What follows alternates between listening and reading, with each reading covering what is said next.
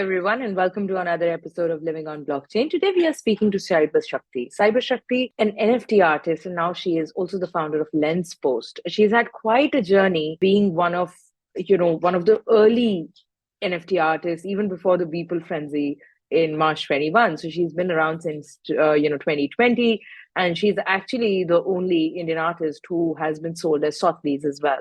This was a very interesting conversation just from the creator perspective, how the creator economy is changing the way people perceive Web3 and the way we perceive Web3, and how she kind of imagines the way forward for Lenspost as well as for her own journey. So a very interesting conversation, and all of you NFT buffs and NFT artists, really, I cannot recommend this enough. Very insightful as well. Hi, Shakti, how are you doing today?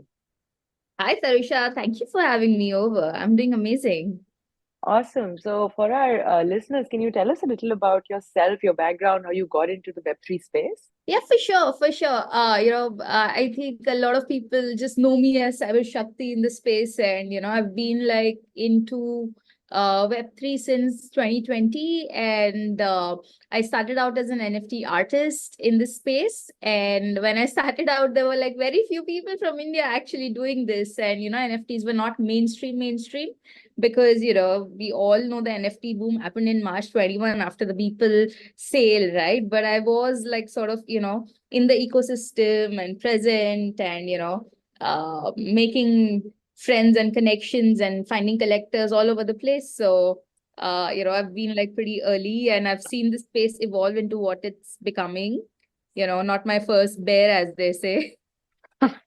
Awesome, brilliant. So, you've been around for a while as an NFT artist, and Yeah. initially, obviously, a lot of people didn't really take NFTs very seriously, right? And I think even I was a bit skeptical about the NFT craze in the beginning, and obviously, I kept saying that there might be more use cases that'll come out, and they have. But tell me a little about your journey specifically as an NFT artist. How did you, decide that, okay, this is what you want to do, and what has kept you going, even with so many naysayers around? Right. So, I would like to answer this not as an NFT artist, but as somebody who has been in the space and observing the space. Right. So, honestly, like even in the beginning, when March 21 happened, and a lot of journalists were sort of, reaching out to me for my comments, because as I mentioned, there were not many Indians doing this at the time, right? Yeah. The problem that I found with the questions that they were asking me, you know the intent of people from the questions that they ask you. Right. And like and nobody wanted to know my journey as an artist, about the technology, about why I chose to be in NFTs and put out my work in NFTs. They just wanted to know, how much money did you make, how much money Yeah. can Right. How much money can be potentially made? Yeah. those were the only questions. And that time I backed off. I said, this is like, I do not want to propagate NFTs as a speculative asset as such, Right. right? But then Yeah. that Yeah. is the way most of the market did go eventually, unfortunately. And when the market started dipping, you saw all these people and brands and no code solution founders sort of disappear and pivot to like AI and other stuff, right? Yeah. It's only the people who sort of understood that NFT is an instrument, it's a technology Right. of it's a store of value on chain, which is very unique in nature. And even the way that we know NFTs has evolved so much, right? In the 3 years, like Pele, we knew that, okay, NFTs are non-fungible tokens. They sit inside your wallet. But Right. now, over the 3 years, 3 years is like a lifetime in NFTs, right? We've seen so much pivot happen that NFT as we know it is no longer the same. Like Absolutely. now NFT has like new standards come in, like ERC 6551. So earlier we used to say NFTs sit inside a wallet. Now NFTs have become a wallet. Yeah. Absolutely. I think it's Yeah, been and quite an arc. Yeah. so it's changing, and I think only if you patiently just work with the technology and not just look at it from a capitalist perspective, what can I get out of it? uh, you know you might do okay, but I think long term is for people who make the most of this technology. Right. Absolutely. I think that is the same for, just decentralized space in general. I do truly believe that, a lot of people obviously came in because of the speculation aspect and how they could perhaps make a quick buck, right? And Yeah.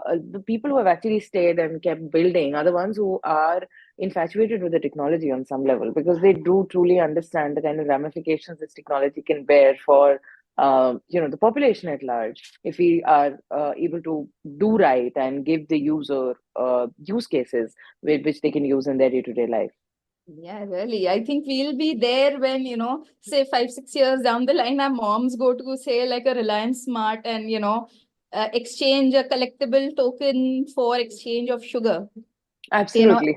Yeah, I think that would be wonderful, right? This is it's just stuff like this, just hearing it makes me happy. I get just imagining that, okay, decentralized technology will become such a huge part of day-to-day life, and that is what I think all of us aspire, for the technology at least, that is our aspiration, and for us as well, that whatever we are creating becomes like a very inherent part of everyday use cases for the users. yeah. So, hopefully like more founders like us bring innovations that make it more accessible, less scary, more Yeah. abstracted.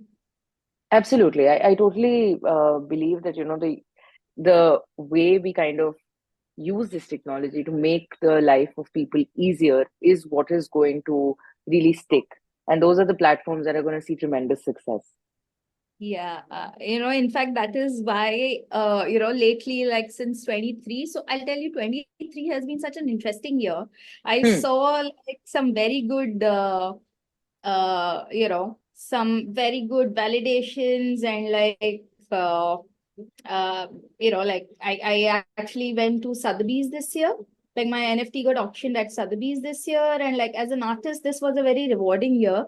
But Right. interesting because I've also become a founder. The time that I've spent on making art has been cut down immensely. Hmm. I've been doing more and more founder things because I feel like as an artist, I can leave my voice behind. But as technology that I'm building, I can help 100 more cyber shaktis come out. Absolutely. I think that is wonderfully put. Congratulations on the kind of success that you have seen, and what makes me immensely happy, obviously, that you are from the subcontinent and you've really made a mark in this space. So congratulations on all the good work.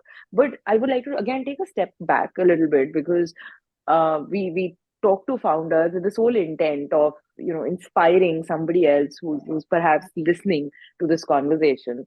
You started off, you became a glitch artist and a visual art OG. You what kind of made you transition into the world of NFTs? And then once you answer that, I'll ask you a lot more about Lenspost and the creator tools that you're working on. Sure. So, interestingly, I was working in media. So I've Hmm. worked in Network 18 extensively. I've worked in Times Network and any mainstream media company that you know in India, I've probably worked for them. So I've Okay. been advertising, media, digital marketing, just made my way across the ranks. So the last corporate job that I have, I was senior manager marketing at Times Network. And, like throughout this need of having a corporate career because of certain responsibilities and stuff, I could never really prioritize my art, you know and Hmm. I was making art in whatever time I had. Like I couldn't pursue photography because photography is an expensive hobby, and at the same time you also need to invest a lot of time in visiting places and arranging photo shoots. So because that part of my life had come to a pause, I was just working in my corporate job. So whatever spare time I had, say from Chembur to Lower Parel, if I'm traveling in a cab, in that time I used to sit and make glitch art with the existing archives that I have. And glitch art is essentially an art form where you're just playing around with the pixel data of existing JPEGs or files and turning them into a brand new piece of art. So that was Hmm. the only time that I was getting to make my art. And it was just a hobby. And what happened is I was just putting out all this work on social media like Instagram and Facebook. And, glitch art was so unknown in India at that point in time, say 2015 to 2019. Nobody knew of glitch art. It was just me and this underground circle of artists from across the world collecting on a Facebook group. Okay. Right. And what happened is my Instagram used to get like 2 likes, 3 likes, 5 likes at best, because I was just putting it out. I was not actively approaching galleries. I was not actively, trying to put my work out there. Hmm. What happened is one very renowned sculptor that I know in my social circle, he started picking up my concepts and ideas and started making a lot of money for himself. Okay. And initial reaction was shock. And Right. I was outraged and I was, मैं दिखाऊंगी इसको, मैं दिखा दूंगी इसको, मैं इस पे copyrights का claim कर दूंगी, file कर दूंगी, कुछ भी कर दूंगी. And then, my smart lawyer friends told me, it's not direct reproduction, so there is no way that you can claim anything at all. Wow. Okay. Yeah, because obviously you made a digital piece of work and they produced a physical sculpture. Right. It is apples and oranges. There is no way you can claim anything on it. And even if you have solid like proof that this guy is getting inspired by your work, you've put out your work in public domain. Right. There's not much that you can do there then. Exactly. And that got me to two thought processes in my head. One is that, the provenance of your work, what you're putting out is no longer yours to claim, Right. on conventional social media. And two, if a renowned sculptor with like 20-25 years of work experience and name in the circuit is picking up my ideas to keep his boat running, that means my ideas are very potent. That means my work has value, which I myself have not realized. Right. And that was such a huge revelation for me. I immediately started Googling, how can I become an artist? How can I approach galleries? What can I do? But I didn't find much success because, the gallery scene in India is a little gatekeep. There is a level of elitism. And if I was approaching galleries abroad, I had very, very deep distrust at this point in people working in galleries. If I give you my file, you can Right. use You 1,000 can. pieces of it and I will not see anything come back to me. And while I was battling with all these problems and how to explore this space as an artist, they say what you seek is seeking you, right? What Yeah. happened is somebody approached me and asked me to join their Discord. They said, we really love your work and we want to collaborate with you. And that was it. Okay. So I joined the Discord server and I see a lot of my old glitch art friends from my Facebook group in that Discord server. And they were talking about NFTs. And I was like, hey, this sounds interesting. And Right. when they sat down and explained the technology to me, all the problems that I actually recounted to you, right? Provenance ka issue hai. I don't know how my file is being used. I will never Right. see royalties. I don't know how many editions they're going to make. There is nobody who can, claim like this ownership is mine because it's a digital file. Transfer hone ke baad, who knows who created it, right? So Right. all these provenance issues and the fact that there was no gatekeeping in NFTs, and that was my eureka moment in say like peak of lockdown in 2020. And Right. as soon as I learned about this, it took me about one week or so just to figure out KYC and getting crypto in my MetaMask.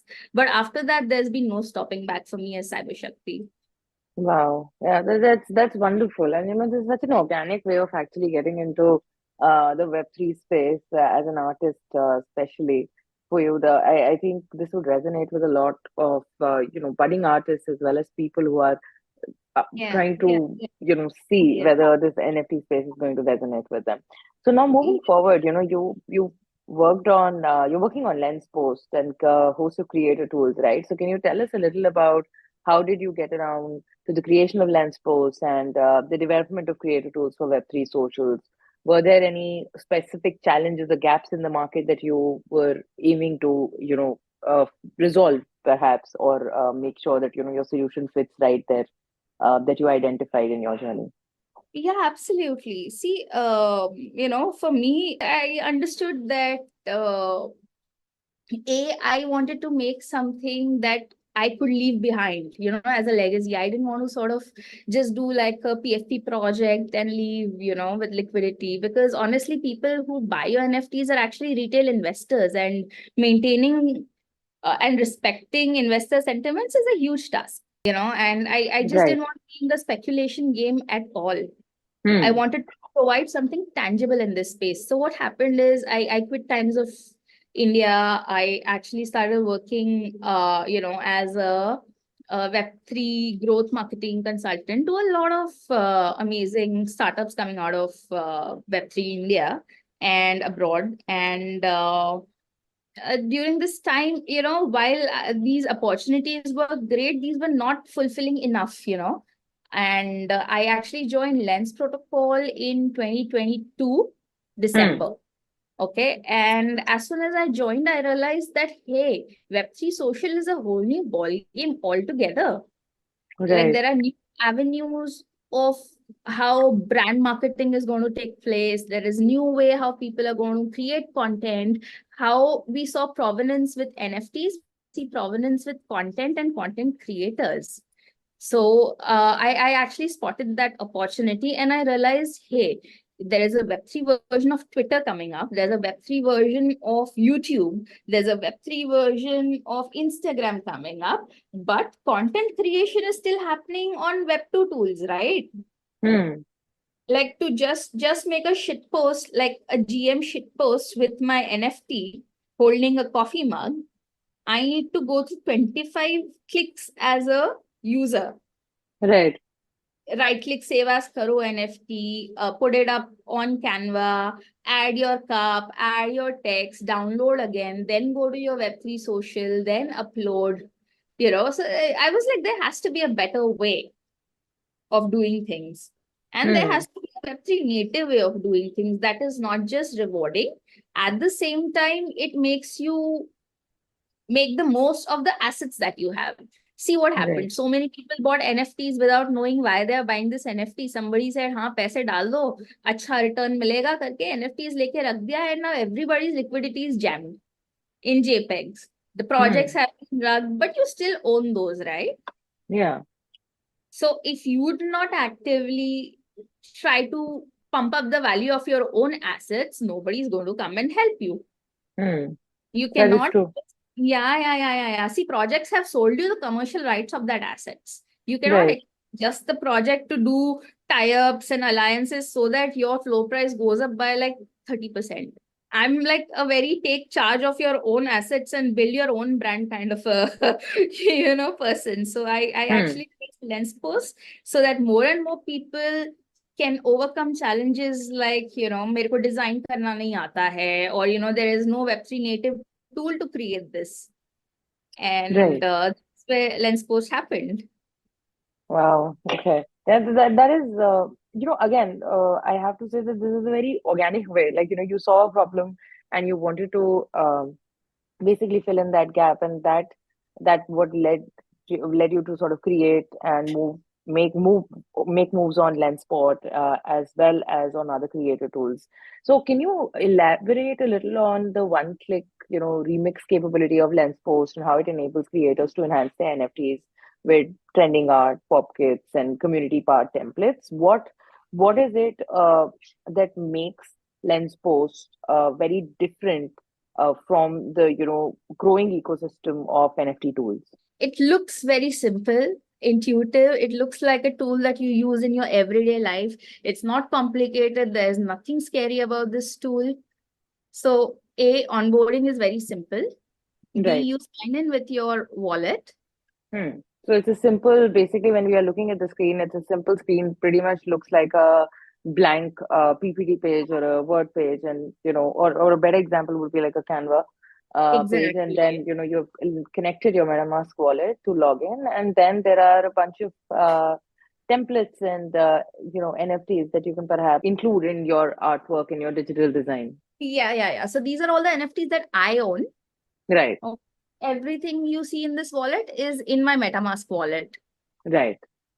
Now I can simply create content by drag and dropping them on my canvas. Wow. Okay. And it's pretty much very intuitive. And if somebody has used, say, a Canva or like a presentation tool, they will be able to understand how it works. The navigation itself is very similar, right? Yes, yes, yes.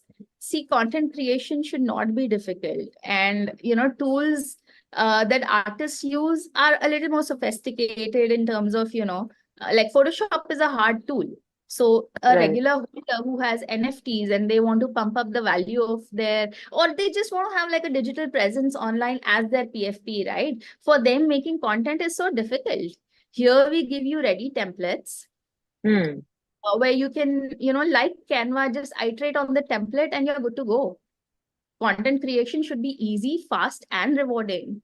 And by rewarding, I mean we have a community pool. So the templates are actually also something that a creator can add and monetize. Like never has in the history of blockchain or content creation has a template creator or a meme template creator ever been rewarded, right? um Absolutely. like all our campaigns bank on memes that are organic, but meme creators get nothing out of the deal, right? So here I can actually add my creations to the community pool as a template, and if somebody uses my template, the template creator and I both make money on chain. Wow. Just love how easy this process and how you guys have kind of broken it up in a way that even if somebody who is perhaps just starting off, they would not feel completely out of place while, trying to present their work and share their work with the world. Yes. So now I'm going to try to share this on socials, Web3 social. See, I picked up something from the community pool in the DApp. उसके GM को मैंने switch करके hi बोल दिया. Now if I try to monetize this creation, so on the front end, this is like a very simple, fun tool, but on the back end, we have amazing infra developed where the template creator is also getting on-chain attribution automatically Right. without me having to search their wallet, without me having to, you know, do like It is 30 pretty steps. straightforward. Like, it's easy to basically start with the monetization bit as well, because that is something that takes some while, usually for artists to, start with the monetization process. So, can you tell me a little more about the community aspect? So, I think for any NFT artist to be, really successful and do well, one of the aspects of that entire journey is community creation and making sure that you're reaching the right people. How are you guys bridging that gap? See, so for an artist or a brand, it's very important that they treat their community with a lot of, they make them feel special, right? Like with exclusivity coming in play. So I, as a creator, or you as a creator, want to give special perks and rights to your community.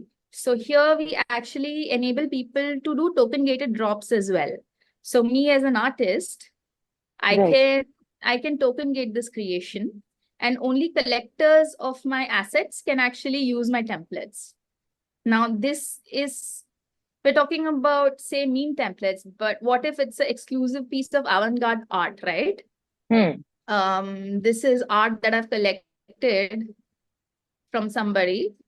So for me to be able to access this as a collector, and for me to be able to add my special touch to it, because as a collector we see value in certain art pieces, right? And till Absolutely. now the way we know NFT art is you either speculate on it, you hold hoping that it'll go up, or you trade it off. There are Right. only 2 or 3 ways that collectors can enjoy the art that they've collected, right? We've unlocked a whole new dimension where collector can now interact with the art and make derivatives easily. Absolutely. This is a fun, easy, quick way to perhaps remix a bunch of art pieces that you might have or you might own and further monetize it. So I do have one question. So, because you are giving this remix capability for the end user to be able to utilize the NFTs that they own as well as some pre-made templates that you have, does this give rise to any kind of copyright issues? Great question. So actually the thing is, if you voluntarily put it out in the community pool, You are making it available to the public by choice. We don't add Okay. your feelings to the community pool. You choose to add them.